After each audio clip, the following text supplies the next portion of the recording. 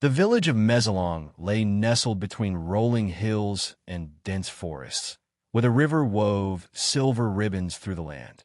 It was a place where life moved to the rhythm of the seasons, where tradition dictated the rise and fall of every day, and where stories were passed down like sacred relics, shaping the hearts of those who listened.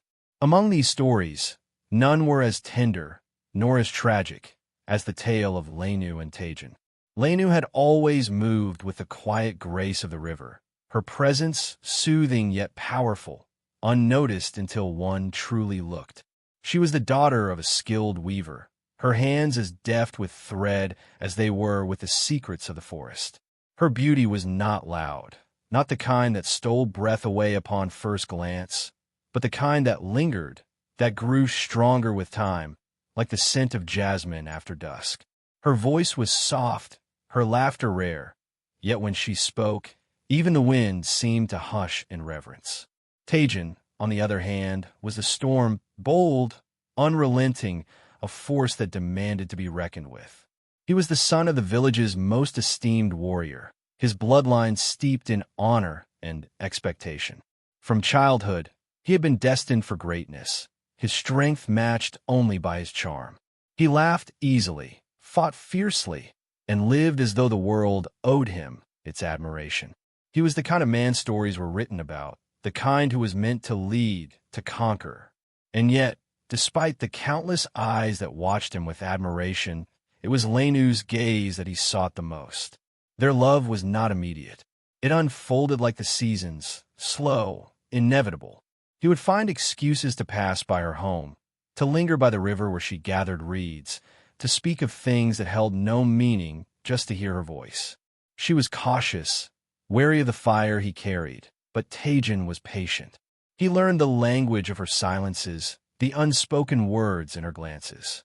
Over time, the wall she had built around herself crumbled, brick by brick, under the weight of his devotion.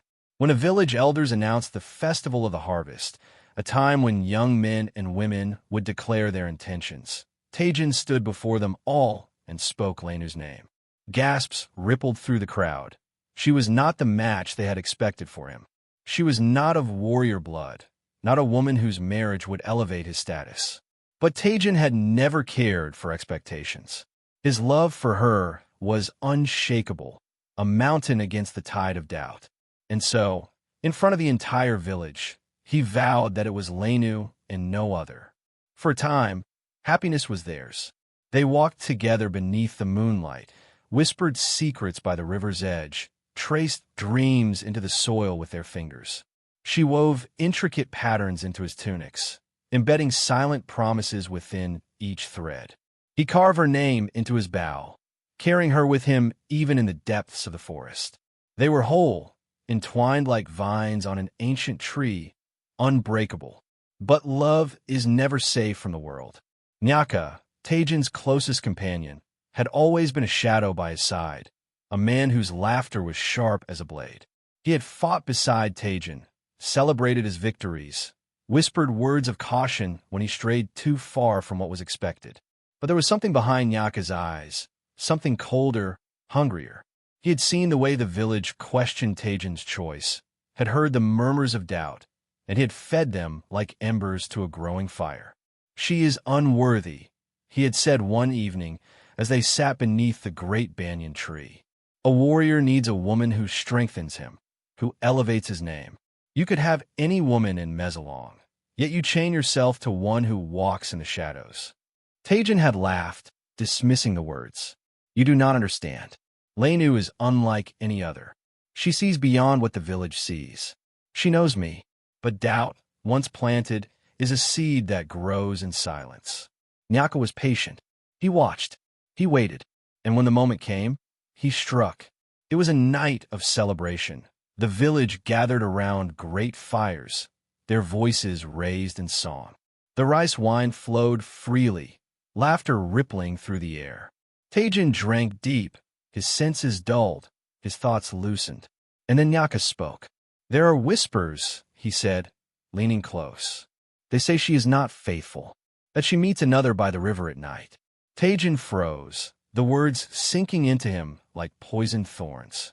He shook his head, but doubt had already curled its fingers around his mind.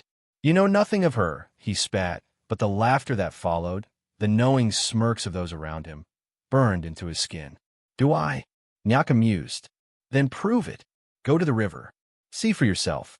The world tilted as he stumbled into the night, his heart pounding with a fury he could not contain. The river shimmered beneath the moon, its song as steady as ever. And there, beneath the twisted branches, stood Lenu. But she was not alone. A man's figure shifted in the shadows. Tejan did not see the truth, only what Nyaka had planted in his mind. He saw betrayal, saw his love crumbling beneath his feet. Fury roared through him, drowning out reason. Without thinking, without listening, he turned and walked away. By morning, the village knew. Lenu was cast out, her name stripped from the lips of those who once spoke it with warmth. She searched for Tejan, but he would not see her. She pleaded, but he would not listen. When she stood before the village elders, her voice breaking as she swore her innocence, Nyaka stepped forward and whispered the final words that sealed her fate. She is a liar. And just like that, the life she had known was gone. As she walked away, the weight of the world pressing upon her, she did not cry. She did not beg. She simply turned once, meeting Tejan's gaze for the last time. There was no hatred in her eyes, no anger, only a silence so deep it swallowed the stars. She disappeared into the forest, the trees closing around her like the arms of a mother. And though Tejan stood among his people, though Nyaka stood beside him, something inside him cracked. The storm had come, and it had left nothing but ruin in its wake. The forest embraced her like an old friend, its towering trees whispering secrets only the lost could understand. Lenu walked deeper into its depths, her bare feet pressing against the damp earth, leaving no trace behind. The village of Zeliang had cast her out, its people turning their backs as if she had never existed. But she did not weep. She did not call out for justice. She let the silence settle over her, weaving itself into her bones, sharpening the edges of her resolve. Days passed, then weeks.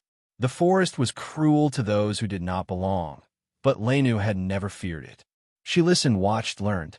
She drank from the river that had once been her refuge, gathered roots and berries with hands that had once woven dreams into fabric. The creatures of the night, the owls that watched from their perches, the wolves that moved like ghosts, became her only company. She spoke to no one. She became a shadow among shadows. But the fire within her did not die. It changed. It hardened. She thought often of Tejan, of the man who had once sworn his love beneath the stars. She had trusted him, given him her heart without hesitation. And yet, at the first whisper of doubt, he had turned away. He had not fought for her. He had not even asked for the truth. The pain of that betrayal was a wound that festered, but she did not let it consume her. Instead, she forged it into something else, something colder, something that would not break. The village had taken everything from her. She would take something in return. Lenu knew Zeliang's customs, its traditions, its fears. She knew the stories the elders told to keep children from wandering too far. The tales of spirits who watched from the trees, of vengeful souls who walked in the mist. And so, she became the story they feared. At first it was subtle, a whisper carried by the wind, a presence felt but never seen. Hunters spoke of strange tracks in the undergrowth, footprints that disappeared as if swallowed by the earth itself. Fishermen swore they heard voices near the river, voices that echoed without a source. Women returned from the forest with baskets of fruit, only to find them rotted before they could reach their homes.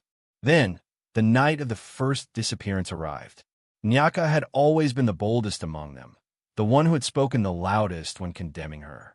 He had stood beside Tejan, smirking as she pleaded for truth. He had been the one to seal her fate with a single whisper, "She is a liar." It was only fitting that he was the first.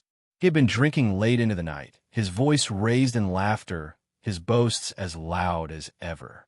But as he stumbled toward his home, the shadows seemed to move around him. The trees loomed taller, their branches reaching like skeletal fingers. A chill settled into the air, unnatural for the season. Then came the whisper, soft as a breath against his ear. Nyaka! He spun, his heart hammering against his ribs. The path was empty. A rustling came from the trees. A shadow shifted. He could feel something watching him, something just beyond the edge of sight. "Who's there?" He barked, his voice thick with unease. The only answer was silence. Then the wind carried a sound that should not have been there. Laughter, quiet and knowing. He ran. By morning, Nyaka was gone. His home stood untouched, his belongings undisturbed, but he was nowhere to be found. The village searched, calling his name through the trees, their voices swallowed by the vastness of the wild. But no trace of him remained. Only his footprints leading into the forest, footprints that stopped abruptly, as if the earth itself had swallowed him whole. Fear spread through Zeliang like wildfire. The elders whispered of spirits, of curses, of wrongs that demanded to be righted. And in the quiet of the night, Tajan stood alone, staring into the darkness, his mind a battlefield of memories. He had not spoken of Lenu since that night. He had buried her name beneath duty, beneath the expectations of his people. And yet, as the wind carried the echoes of something long forgotten, he could not shake the feeling that she had never truly left. The disappearances did not stop. One by one, those who had laughed, those who had turned their backs, those who had whispered against her, vanished. Some disappeared into the forest, their tracks ending abruptly like Nyaka's. Others were found, but they were not the same. They spoke of visions, of a woman standing at the edge of their dreams, her dark eyes unblinking, her silence suffocating. They awoke screaming, their minds shattered by something they could not name. Tajan knew. Deep in his soul, he knew. He returned to the river, to the place where they had once traced dreams into the soil. The water shimmered beneath the moonlight, as it always had. But the air was different, heavy, expectant. He spoke her name. The wind stilled. The forest held its breath. Then, from the shadows, she stepped forward. Lenu. She was not the girl he had once loved. That girl had been soft, warm, full of hope. This woman was something else entirely. She moved like the night itself, her silence louder than any words. Her eyes held no hatred, no rage, only the quiet certainty of someone who had long since let go of the past. But she had not forgotten. Tajan's throat tightened. Lenu, She raised a hand, and the words died before they could take shape. There was nothing to say, nothing he could undo. For the first time in his life, Tajan felt fear, not of her, but of himself, of what he had done, of what his doubt had destroyed. Lena did not speak. She did not need to. The wind whispered around them, carrying the weight of unspoken truths. And then, as silently as she had come, she turned and disappeared into the night. Tajan remained standing by the river for a long time, his heart pounding in his chest, his mind reeling with the realization that no victory, no title, no battle he had ever fought had left him as shaken as the presence of the woman he had once loved. The silence had spoken, and it had been deafening. The days that followed were filled with whispers. The people of Zeliang no longer spoke Lenu's name aloud, yet her presence loomed over them like a shadow that stretched beyond the boundaries of time. Fear clung to the air, a silent force that gripped even the most steadfast of warriors. The disappearances had ceased, but the village remained restless, as if waiting for something unseen to strike again. Tajan had not slept since that night by the river. His heart was a battlefield, torn between the weight of his past choices and the undeniable truth he had finally come to accept. He had failed her. His love had been real, but it had not been strong enough to withstand doubt, not enough to stand against the whispers of others. He had let go of her hand when she had needed him most. And now, she was beyond his reach. He could not change the past, but he could seek atonement. One morning, before the sun had fully risen, he walked alone into the forest. He carried no weapons, no provisions, only the quiet resolve that had settled deep within him. The path ahead was uncertain, but he knew it led to her. Somewhere beyond the tangled undergrowth, beyond the veil of mist that guarded the ancient trees, Lenu waited. Whether she would accept his presence or cast him away, he did not know. But he had to find her.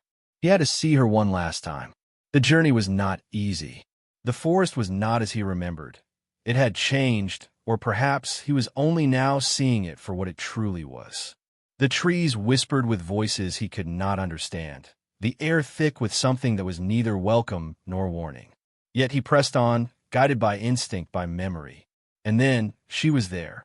She stood at the edge of a small clearing, her figure barely more than a silhouette against the pale light that filtered through the canopy. Her dark eyes watched him, unreadable, unmoving. The wind stirred her hair, but she did not speak. For the first time in his life, Tajan felt small. He dropped to his knees, bowing his head. The words he had rehearsed in his mind faltered, dissolved into the silence that stretched between them. "I was a fool," he whispered, his voice barely more than breath. "I let them turn me against you. I let my love be weak." She did not answer, but she did not turn away. He lifted his head, searching for something, anger, hatred, the cold satisfaction of vengeance. But he saw none of it. Her face was calm, untouched by the weight of his regret. If she carried pain, she did not let him see it. "You don't have to forgive me," he said. "I only ask that you hear me, that you know the truth of my heart." The wind sighed through the trees, rustling the leaves like voices from another time. Then at last she spoke. "Truth is not in words, Tajan," she said, her voice as steady as the river's flow. "It is in what is left behind." Her words struck deep, settling into the spaces where guilt and sorrow had taken root. He understood. He could not erase what had been done.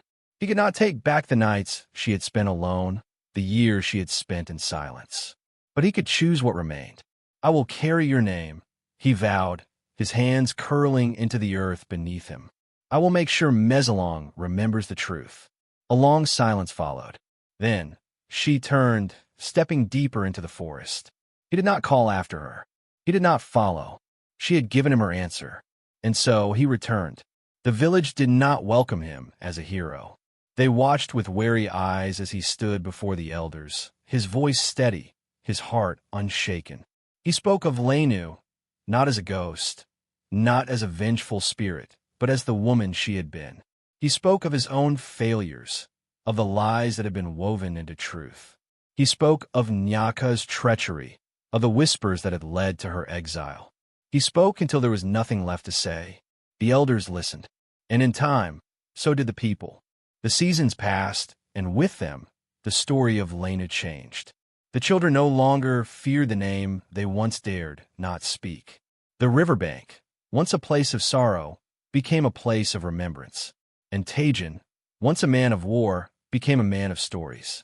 He carried her name not in mourning, but in honor. He carved her likeness into wood, wove her tale into songs sung beneath the moonlight. Zeliang did not forget, and somewhere deep within the forest, neither did she.